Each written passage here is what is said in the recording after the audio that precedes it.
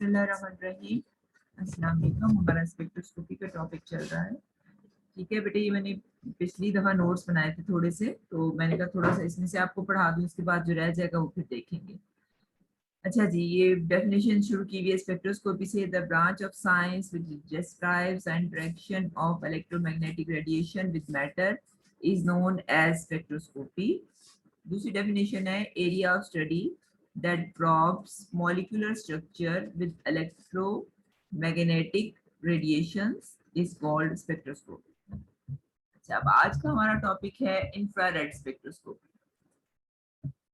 जैसे बेटा आपने यूवी स्पेक्ट्रोस्कोपी पढ़ा था कि जब हम इरेडिएट करते हैं मैटर को लाइट के साथ, अगर वो लाइट यूवी लाइट है, यूवी रेंज की लाइट है, तो उसे हम UV spectroscopy, UV visible spectroscopy कहते हैं। और अगर वो लाइट जो है इंफ्रारेड रेंज की है तो उसे हम आईआर या इंफ्रारेड स्पेक्ट्रोस्कोपी कहते हैं।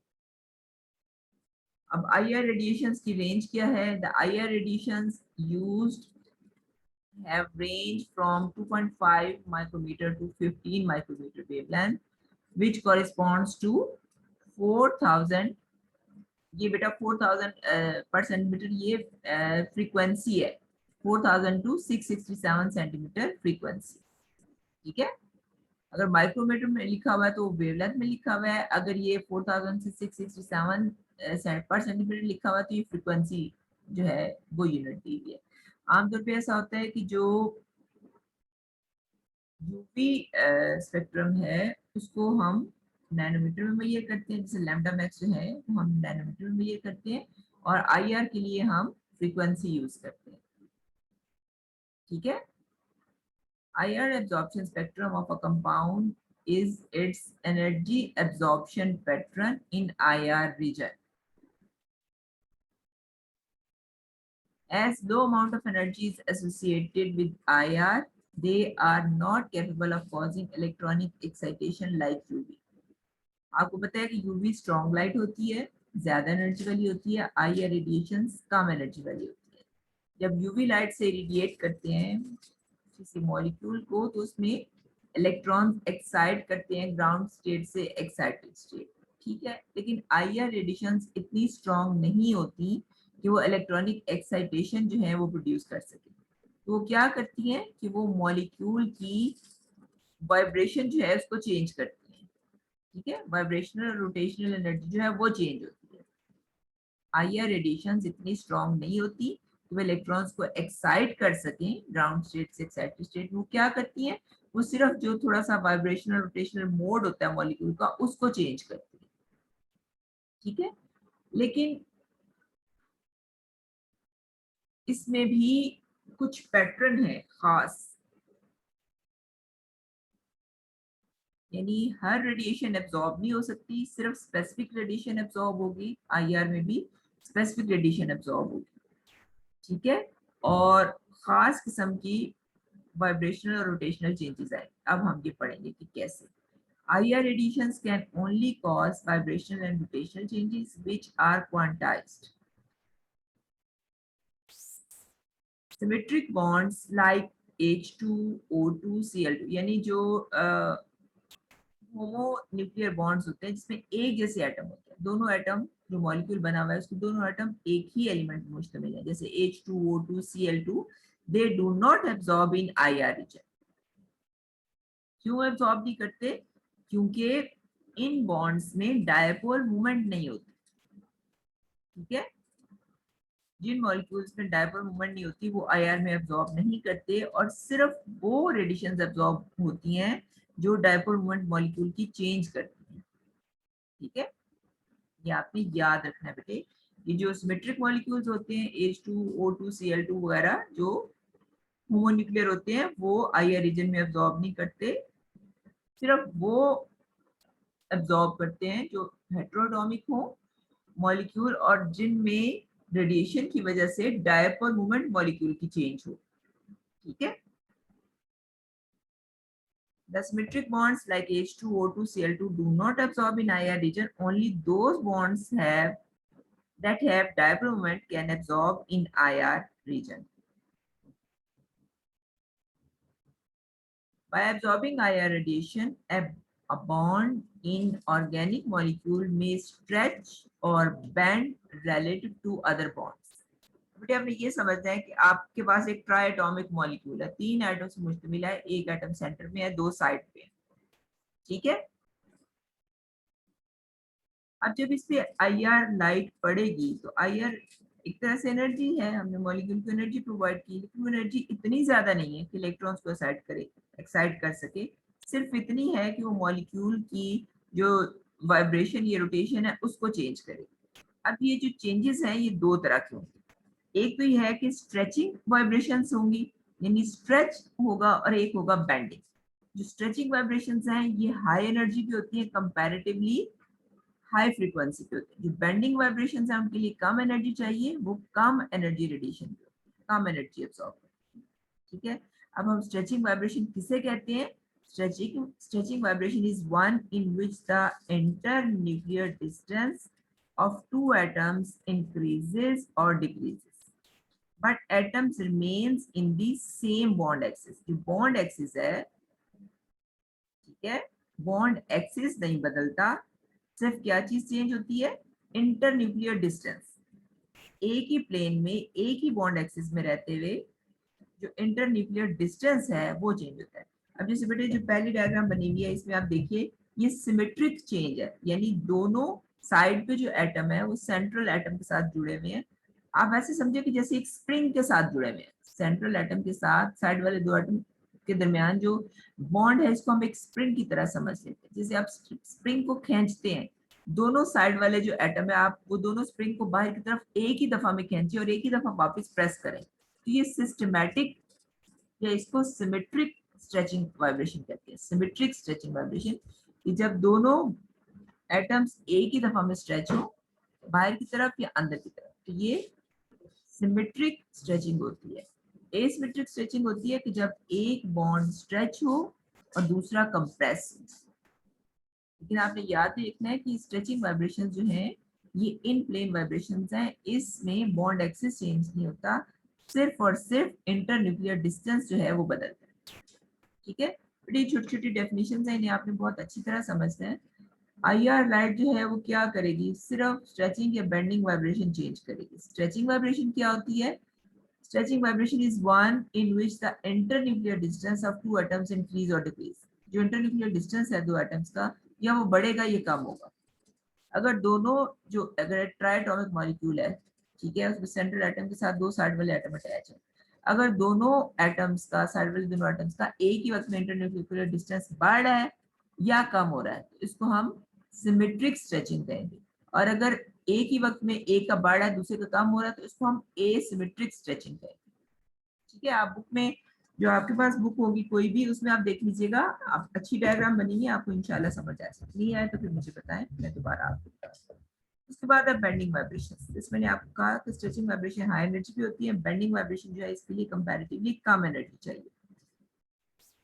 इन बेंडिंग वाइब्रेशन जो position of atoms changes relative to original bond axis. इसमें क्या होता है कि एटम्स की पोजीशन चेंज होती है। जैसे आप सिजरिंग करते हैं, कैंची जो है उसके दोनों फैल जो होते हैं, दोनों ब्लेड्स एक दूसरे की तरफ आते हैं, ठीक है, एक ही वक्त में अंदर की तरफ आते हैं, एक ही वक्त में बाहर की तरफ जाते हैं, इसको कहते हैं सिजरिंग बेंडिंग वाइब्रेशन।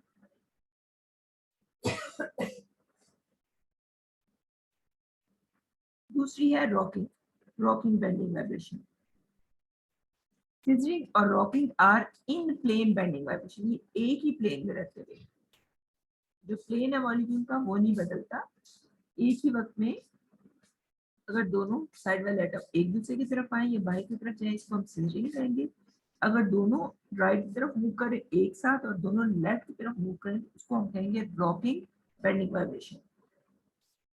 सिजरिंग और रॉकिंग में प्लेन नहीं बदलता, ठीक है, एक ही प्लेन में रहते हैं, बॉन्ड एक्सिस में ही रहते हैं, प्लेन नहीं बदलता। लेकिन जो out of plane bending vibrations हैं वो हैं बैगिंग एंड ट्विस्टिंग। बैगिंग में दोनों मॉलिक्यूल प्लेन से निकल जाते हैं, या आगे की तरफ मूव करते हैं या पीछे की तरफ मूव करते हैं, ठीक है। और ट्विस्टिंग में जैसे हम ट्विस्ट करते हैं, एक मॉलिक्यूल अगर आपकी तरफ आ रहा है तो दूसरा अवे जाएगा, सॉरी एक एटम आपकी तरफ आ रहा है तो दूसरा अवे जाएगा, this is called twisting bending vibration. Twisting and rocking are in plane bending vibrations. Wagging and twisting are out of plane bending vibrations. ठीक है, बेंडिंग वाइब्रेशंस चाहे इन प्लेन हो चाहे आउट ऑफ प्लेन हो, इनके लिए कम एनर्जी चाहिए और ये कम एनर्जी पे एब्जॉर्ब करती है। अब बेटा एक छोटा सा टेबल बनाया हुआ है आपको समझाने के लिए। फ्रीक्वेंसी के इसकी रेंज 4000 से 650 सेंटीमीटर तक है, और ये जो है नीचे जो है ये माइक्रोमीटर्स में दिए हुए, वेवलेंथ में दिए हुए। इस टेबल में सिर्फ और सिर्फ स्ट्रेचिंग वाइब्रेशंस दिखाई है, बेंडिंग इसमें बिल्कुल शामिल नहीं। 4000 से 2500 के दरमियान OH, CH, NH जो है इनकी स्ट्रेचिंग आती है। 2500 से 2000 तक carbon triple bond carbon, carbon triple bond nitrogen और X double bond C single bond Y। ठीक है, इसमें से कोई आ सकते हैं। 2000 से 1800 के दरमियान बहुत कम बैंड्स आते हैं। 1800 से 1650 के दरमियान कार्बन डबल बॉन्ड ऑक्सीजन की जो स्ट्रेचिंग वाइब्रेशन है वो आती है। 1650 से 1550 तक carbon double bond nitrogen, carbon double bond carbon या नाइट्रोजन डबल बॉन्ड ऑक्सीजन जो है ये थोड़ा सा दूसरी तरफ भी चली जाती है कभी कभार। 1550 से 650 तक ये मॉलिक्यूल्स लिखे हुए हैं, इनकी स्ट्रेचिंग वाइब्रेशन आ सकती है। अभी बेटा आपको थोड़ा मुश्किल लगेगा ये क्या है, इतनी सारी वैल्यूज ये वो, लेकिन ये इतना मुश्किल नहीं है जितना बाहर इस टेबल में देख के लग रहा है। इंशाल्लाह आप आगे पढ़ेंगी तो आपको समझ आ जाएगी। अब बेटे देखिए, जब हम IR रेडिएशन डालते हैं तो बहुत सी स्ट्रेचिंग और बेंडिंग वाइब्रेशंस पॉसिबल है, तो फिर तो जो हमें स्पेक्ट्रम मिलेगा उसमें बहुत सी पीक्स आनी चाहिए। ठीक है, लेकिन ऐसा नहीं होता। जो पीक्स होती है कंपैरेटिवली तादाद कम होती है। अब इसकी क्या वजह है? Why less number of absorption peaks in IR? Because out of many possible stretching and bending vibrations, only those vibrations are capable to absorb IR, which cause changes in dipole moment. हर जो vibration है, हर जो wavelength है वो frequency, sorry not wavelength, यहाँ पे frequency बोलना चाहिए। हर frequency absorb नहीं होती। क्यों नहीं होती? सिर्फ वो वाली एब्जॉर्ब होती हैं जो कि मॉलिक्यूल की डायपोल मोमेंट चेंज करती है। ऑफ कोर्स ऐसी बहुत कम होती हैं। ठीक है,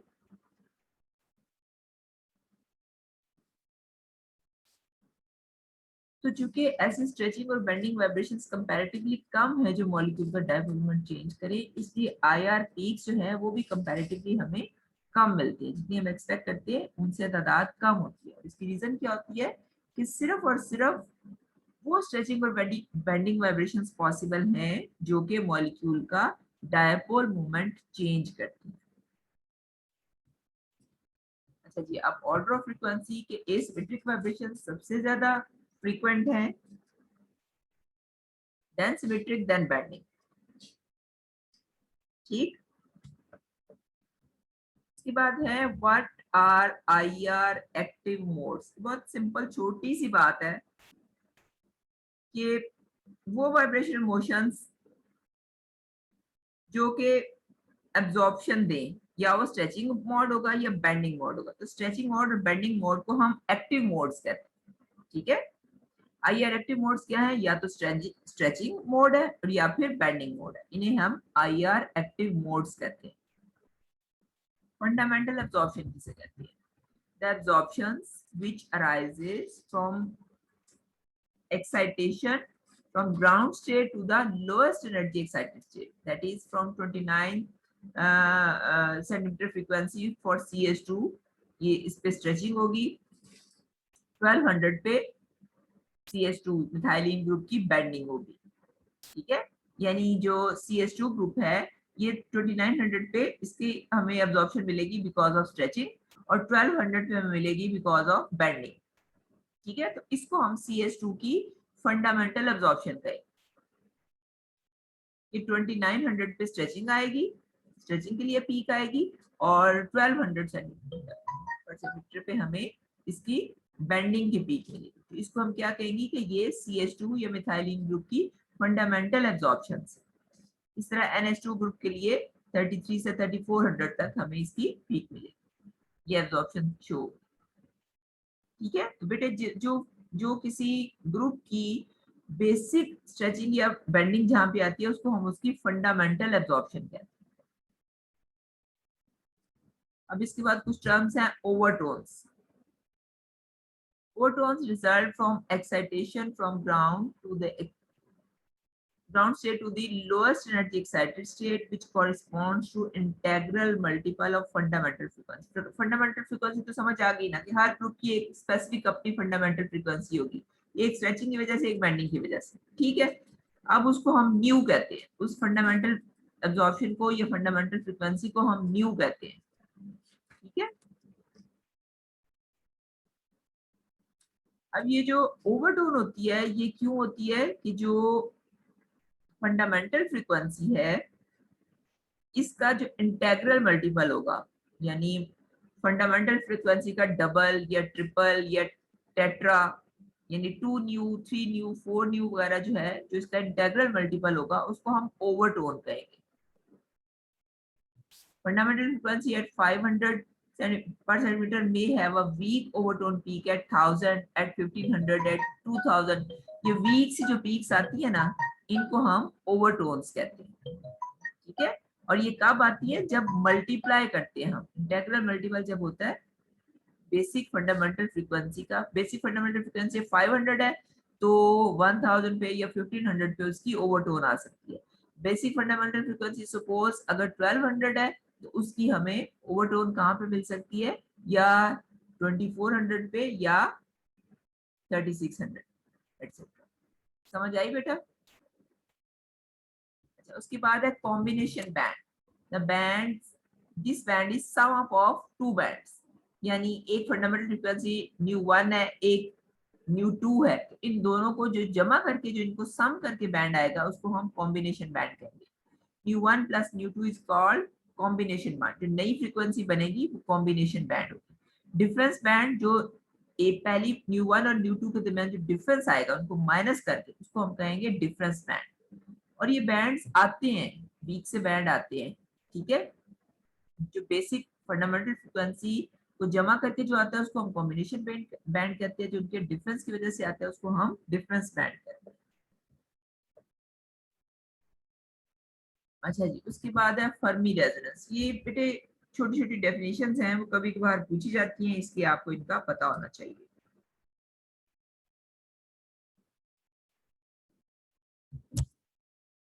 When fundamental vibration couples with an overtone or combination band, the coupled vibration is called Fermi resonance. It is often observed in carbonyl compounds. ठीक है, फंडामेंटल वाइब्रेशन होती है जब वो कपल कर जाती है ओवरटोन के साथ या कॉम्बिनेशन बैंड के साथ। आमतौर पे ये फर्मी रेफरेंस जो है ये कार्बोनाइल कंपाउंड शो करते हैं। ठीक है, जब फंडामेंटल वाइब्रेशन जो है कपल कर जाती है ओवरटोन के साथ या कॉम्बिनेशन बैंड के साथ, तो जो कपल्ड वाइब्रेशन आती है उसको हम फर्मी रेजोनेंस कहते हैं। अच्छा बेटा, इसके बाद एक बहुत इंपॉर्टेंट टॉपिक है हुक्स लॉ। इसको हम इंशाल्लाह